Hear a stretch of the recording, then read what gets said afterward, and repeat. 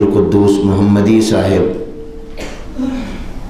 अरबाब इल्म दानिश, असहाब फ़िक्र व नज़र, अस्सलामु अलैकुम व रहमतुल्लाहि व बरकातुहू।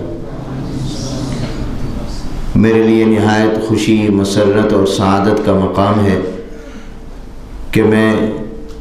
मदारिस फाउंडेशन के ज़ेर एहतमाम होने वाली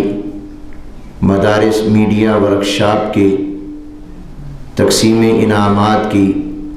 इस मजलिस में शरीक हूँ। मुझे ग़ालिबन साल गुज़श्ता वर्कशॉप के दौरान शुरका से मुलाकात और गुफ्तगू का मौका भी मिला और आज की इस इख्तितामी नशिस्त में इंशाअल्लाह इन शुरका में इनामात भी तक़सीम होंगे। मौलाना ने जो अभी मदारिस फाउंडेशन की खिदमात और मुस्तक़बिल के अज़ाइम का ज़िक्र किया, उनको देखकर और सुनकर खुशी और मसरत हुई। मैं ये चाहता था कि जनरल हमीद गुल साहब का बयान ही हो और उनकी गुफ्तगू हम सुने। अल्लाह ने उनको एक पुरसोज़ और पुरदर्द दिल दिया है। वो वतन और दीन की मोहब्बत से सरशार हैं, मुल्की, इलाक़ाई और आलमी हालात पर गहरी नज़र रखते हैं और बेबाक हक़ गो शख्सियत हैं। और उनकी जो गुफ्तगू हमने सुनी हमेशा की तरह बड़ी जामे गुफ्तगू थी। अल्लाह ताला जन्नत साहब की उम्र में बरकत दे। ऐसे लोग बड़ी गनीमत हैं और इस तरह के लोगों से अब दुनिया खाली हो रही है। अगरचे अल्लाह ने ऐसे लोग रखने हैं, रहेंगे, लेकिन बहरहाल जनरल हमीद गुल साहब को मैं उनके मुंह पर नहीं, हकीकत में पसे पर्दा भी कहता हूँ कि ये अल्लाह की एक नेमत है। ये मीडिया वर्कशॉप आप सब जानते हैं कि मीडिया की अहमियत हर दौर में रही है और मौजूदा दौर में तो बहुत ज़्यादा बढ़ गई। हमें इस्लाम ने 1400 साल पहले ही इसकी अहमियत बताई। रहमत आलम हुजूर अकरम सल्लल्लाहु अलैहि वसल्लम पर गारे हिरा में जो पहली वही नाजिल हुई, तो आप देखिए उसमें इक़रा बिस्मि रब्बिकल्लज़ी खलक़ खलक़ल इंसान मिन अलक़ इक़रा व रब्बुकल अकरमुल्लज़ी अल्लम बिल क़लम अल्लमल इंसान मा लम यअलम। तो पहली वही में कलम का ज़िक्र है और इसको लाकर कलम की अहमियत बता दी गई। और कलम तो एक उन्वान है, असल तो ये तमाम वो इबलाग इससे मुराद है। कलम भी इबलाग का एक ज़रिया है। बाज़ औक़ात एक उन्वान और टाइटल होता है और उसके अंदर बहुत सी चीज़ छुपी हुई होती है। जैसे मेरे जद्द अमजद उस्तादुल उलमा हज़रत मौलाना खैर मोहम्मद साहब जलंधरी रहमतुल्लाह अलैह फरमाते थे कि पूरे आसमानी किताबों और तालीमात का ख़ुलासा कुरान करीम है और कुरान करीम का ख़ुलासा सूरह फ़ातिहा है और सूरह फ़ातिहा के तमाम मज़ामीन का ख़ुलासा बिस्मिल्लाहिर्रहमानिर्रहीम है और उस ख़ुलासे के ख़ुलासे का ख़ुलासा बिस्मिल्लाह की बा है। तो फिर फरमाया कि इस पर सवाल होता है कि तमाम आसमानी तालीमात और वही इलाही तौरात, इंजील, ज़बूर, इनकी तालीमात कुरान में आ गई, कुरान की सूरह फ़ातिहा में आ गई, फ़ातिहा की बिस्मिल्लाह में आ गई और बिस्मिल्लाह की बा में आ गई। ये कैसे मुमकिन है? तो वो एक मिसाल देते थे, फरमाते थे कि सबसे बड़ा दरख्त जो होता है वो तकरीबन बोर्ड का दरख्त होता है, बहुत बड़ा, उसकी जड़ें, टहनियाँ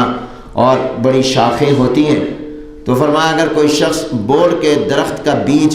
अपनी हथेली पर रखकर दूसरे से ये कहे कि इस छोटे से बीज में बहुत बड़ा दरख्त छुपा हुआ है, उसकी जड़ें हैं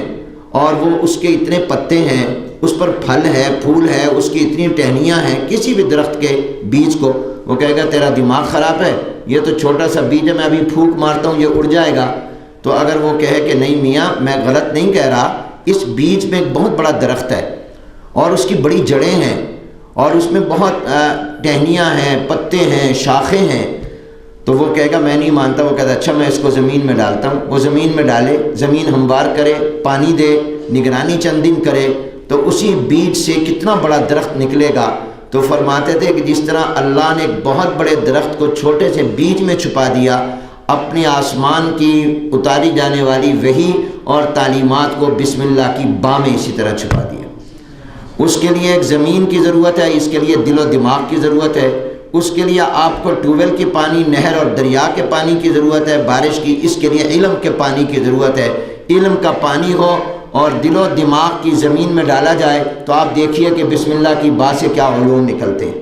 وہ نکل رہے۔ تو اس طرح پر ایک ٹائٹل ہوتا ہے، جیسے حضور علیہ السلام نے دنیا سے جاتے ہوئے فرمایا الصلاۃ الصلاۃ وما ملکت ایمانکم، لوگوں نماز کا خیال رکھنا اور اپنے غلاموں کا خیال رکھنا۔ سوال یہ پیدا ہوتا ہے کہ رحمت عالم حضور اکرم صلی اللہ علیہ وسلم دنیا سے جاتے ہوئے نماز کا فرمایا، روزے کا نہیں کہا، تو اس کا معنی یہ کہ رمضان آ رہا ہے، اللہ ہم سب کو نصیب فرمائے، آپ نے تو نماز کا اہتمام کرنے کا کہا، روزے کا تو نہیں کہا، زکوٰۃ کا تو نہیں کہا، حج کا تو نہیں کہا، آپ نے غلاموں کو کہا، رشتہ داروں کا، دوستوں کا، بیوی کا، بچوں کا اور اپنے رشتہ داروں کا، پڑوسیوں کے خیال رکھنے کا تو نہیں کہا، انسانوں کا خیال رکھنے کا تو نہیں کہا، جانوروں کا خیال رکھنے کا تو نہیں کہا، تو آپ نے تو صرف کہا وما ملکت ایمانکم۔ تو جواب یاد رکھیے، الصلاۃ عنوان اور ٹائٹل ہے حقوق اللہ کا، آپ نے نماز کا کہہ کر یہ فرمایا کہ اللہ کے تمام حقوق کا خیال رکھنا، یہ عنوان ہے۔ اور اسی طرح وما ملکت ایمانکم کہہ کر عنوان اختیار کیا حقوق العباد کا، گویا دو جملوں میں آپ پورا دین بتا گئے، حقوق اللہ کا بھی خیال کرنا، حقوق العباد کا بھی خیال کرنا۔ اور آپ پورے دین کو دیکھ لیں، اس میں حقوق اللہ، اس میں یہ خلافت کا نظام، یہ حق اللہ بھی ہے، حق العبد بھی ہے، اور نبی اور پیغمبر جو آئے، یہ توحید، یہ رسالت، یہ خلافت، یہ تمام نظام جتنے ہیں یہ تمام اسی حقوق اللہ اور حقوق العباد کے دائروں میں آتے ہیں۔ اور حضور علیہ السلام کی اس نصیحت و وصیت پر ہم کتنا عمل کر رہے ہیں، اس کا جائزہ ہم خود لے لیں۔ الصلاۃ وما ملکت، اسی طرح پر جو پہلی وحی میں کہا گیا اقرأ وربک الاکرم الذی علم بالقلم، یہ قلم عنوان تھا، اصل یہ تھا کہ آپ جو میسج اور پیغام اللہ کی طرف سے لے کر آئے ہیں، اس پیغام کو آپ جو پہنچائیں گے ان کا ذکر بھی اللہ نے کر دیا، اور قلم ان ذرائع میں سے ایک ذریعہ ہے۔ اصل یہ ہے خواہ وہ تقریر ہو یا تحریر ہو، اس کی قوتیں بھی اللہ نے دی ہیں اور یہ اللہ سے طرف سے پیدا کی ہوئی ہیں۔ قرآن میں ایک سورت ہے باقاعدہ جس کا نام سورہ قلم ہے، اور اگر آپ پڑھیں تو عجیب و غریب ہے کہ مشرکین اور کفار نے جو اعتراضات رسول اللہ کی ذات پر کیے یا پیغام پر کیے، ان دونوں تمام اعتراضات کا جواب، خواہ اس کا تعلق پیغام سے ہو یا ذات سے ہو، اس کا اللہ نے جواب دیا ہے قلم کی قسم کھا کر، نون والقلم وما یسطرون ما انت بنعمت ربک بمجنون وان لک لاجرا غیر ممنون وانک لعلی خلق عظیم، یعنی رسول اللہ صلی اللہ علیہ وسلم کے بارے میں آپ مجنون نہیں ہیں، آپ اخلاق عظیمہ پر ہیں۔ یہ تمام باتوں کی گواہی اللہ دے رہے ہیں، لیکن اس سے پہلے قلم کی قسم کھا رہے ہیں، اور فرمایا قلم اور جو تم لکھتے ہو اس کی قسم۔ اس سے معلوم ہوا کہ یہ ابلاغ کتنا اہم ہے کہ اللہ تعالیٰ نے پیغمبر پر لگنے والے اعتراضات و الزامات اور بے بنیاد باتوں کا جواب دینے کے لیے پہلے آپ نے کیا، اللہ نے قسم کھائی ہے۔ اس لحاظ سے میں ان تمام طلباء اور مدارس کے فضلاء کو دل کی گہرائیوں سے مبارکباد پیش کرتا ہوں جنہوں نے اس ورکشاپ میں شرکت کی، اور مولانا کا شکر گزار ہوں وفاق المدارس کی طرف سے جنہوں نے اس ورکشاپ کا اہتمام کیا۔ اصل چیز یہ ہے کہ آپ نے اپنی صلاحیتوں کو استعمال کیسے کرنا ہے، اور آپ جانتے ہیں کہ آج کا دور تو میڈیا کا دور ہے، اور اس وقت میں دنیا میں میڈیا کس کے کنٹرول میں ہے یہ بھی آپ کو معلوم ہے، اور وہ سچ کو جھوٹ اور جھوٹ کو سچ کس طرح بنا کر پیش کر رہا ہے یہ بھی آپ کے علم میں مجھ سے زیادہ ہے۔ اس لیے چیلنج بہت بڑا ہے، اس چیلنج کا مقابلہ آپ حضرات کو کرنا ہے۔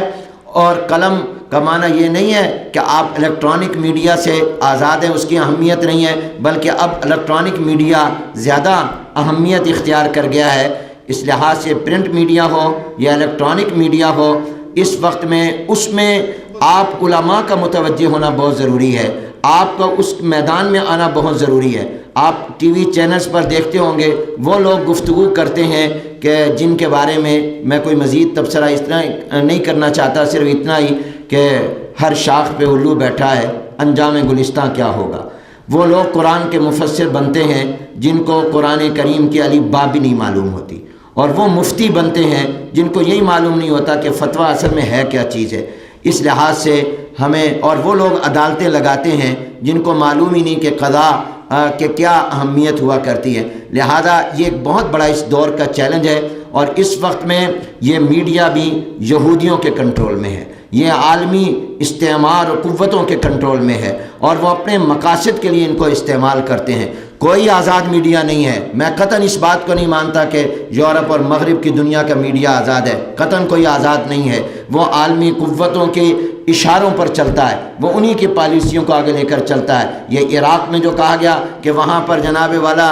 کیمیائی ہتھیار ہیں، ویپن ہیں، یہ کس نے دنیا میں بات پھیلائی تھی؟ یہ میڈیا نے تو پھیلائی تھی، اور غلط بنیاد پر جو عراق پر چڑھائی کی گئی وہ اس کا کون ذریعہ اور اعلی کار بنا ہے؟ اس لحاظ سے آج ضرورت ہے کہ اس میں صحیح لوگ آئیں اور ذمہ دار لوگ آئیں۔ ہم آزاد میڈیا سے زیادہ ذمہ دار میڈیا کے قائل ہیں، اور ذمہ دار میڈیا تب آئے گا جب آپ جیسے لوگ جن کے دلوں میں خوف خدا ہوگا، جو دیانت، امانت، تقوی اور صداقت پر یقین رکھتے ہوں گے، وہ لوگ جب ان میدانوں میں آئیں گے تو تب اس صورت میں صحیح، ایک ہے خبر پہنچانا، کہتے ہیں تیز ترین خبر، میں کہتا ہوں صحیح ترین خبر، صحیح ترین خبر کی آج قوم کو ضرورت ہے، تیز ترین سے زیادہ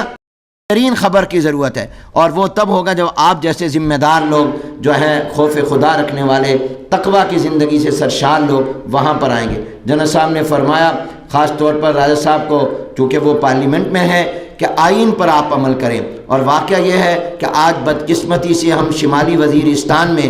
کہ جس جنگ کی صورتحال میں گئے ہیں، اس کے اسباب پر غور کریں کہ اس کا سب سے بڑا سبب ہے کہ جو ہم نے اللہ سے وعدہ کیا تھا اسلامی نظام کے نفاذ کا، اس کو پورا نہیں کیا۔ جب آپ نے اس ملک کو آئینی اسلام نہیں دیا، تب لوگوں نے انتہا پسندی کا اور تشدد کا راستہ اختیار کیا۔ یہ رد عمل ہے ہماری ارباب اقتدار کے اپنے وعدے سے انحراف کا، اور آئینی تقاضوں کے مطابق ملک میں قرآن و سنت کو نافذ نہ کرنے کا۔ لہذا آپ طاقت کے ذریعے اس وقت تک کنٹرول نہیں کر سکیں گے جب تک کہ آپ اپنے آئین پر عمل نہیں کریں گے۔ میں امید رکھتا ہوں کہ اگر آج وزیر اعظم پاکستان میاں نواز شریف صاحب قومی اسمبلی کو اعتماد میں لے رہے ہیں تو اتنا بھی کہہ دیں کہ اب تک ہم نے جو آئین سے انحراف کیا ہے یا آئین پر عمل نہیں کیا، ہم انشاءاللہ آئینی تقاضے کے مطابق اسلامی نظام کو نافذ کرنے کا اعلان کر رہے ہیں، ہم قرآن و سنت کو نافذ کرنے کا اعلان کر رہے ہیں۔ یہ اعلان کر دیں تو جنگ کی ضرورت ہی نہیں پڑے گی۔ وما علینا الا البلاغ۔